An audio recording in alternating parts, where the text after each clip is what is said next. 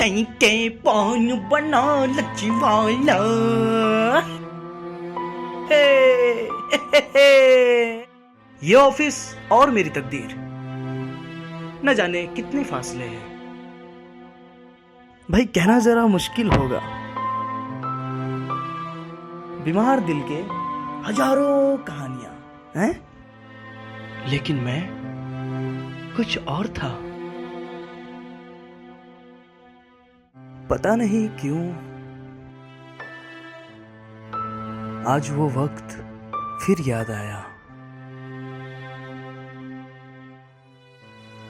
मेरी माँ आज फिर थक कर घर आई थी। मैंने माँ के सर के ऊपर से सामान उतारा। माँ ने बोला, बेटा कमल, तुमने खाना खा लिया?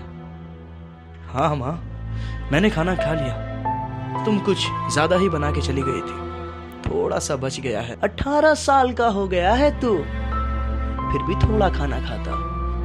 एक बात याद रख, अगर सेहत है तो सब है।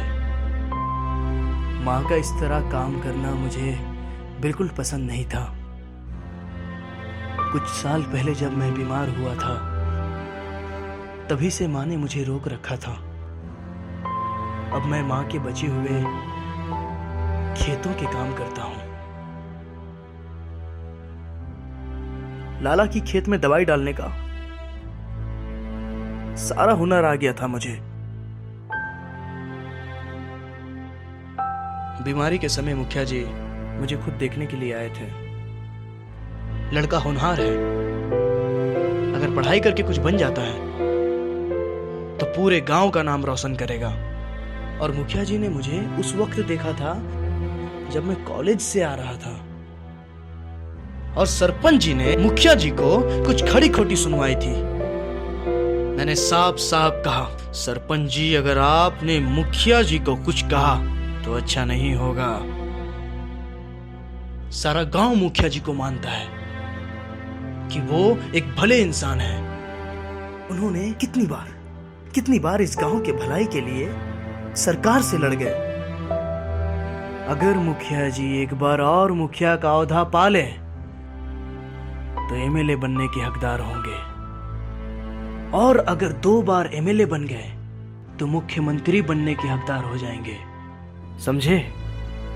लेकिन मैं मुखिया जी के नजर में कुछ और बन चुका था।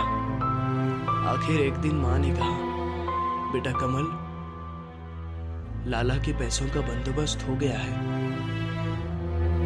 मैंने आज की तनख्वाह जोड़कर पूरे पैसे जमा कर लिए हैं। जा बेटा, लाला को पैसा दे आ। लाला जी, मैं आपके पैसे लाया हूं, माँ ने दिए हैं, ले लीजिए। उस दिन मैंने लाला की आंखों में एक देवता का रूप देखा।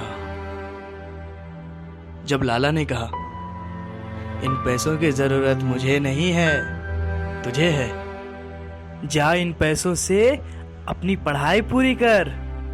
अगली सुबह दूसरी गली में कुछ हलचल हो रही थी। किसी ने कहा कि रुपयों का बदलाव चल रहा है, आपके रुपए अब बेकार हैं। शायद ये बात लाला को पहले से मालूम थी। कई बैंक, कई पोस्ट ऑफिस छान मारे, लेकिन कहीं कोई फायदा नहीं हुआ। फिर मेरी माँ के सहेली के मदद से आखिर पैसे मिले। पैसे देकर माँ ने कहा,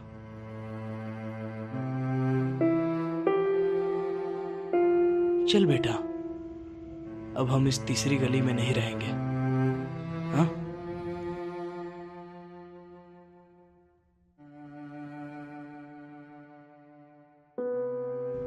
शहर की ये कॉलोनी कितनी खूबसूरत है। अब मैं यहीं पे रहता हूं।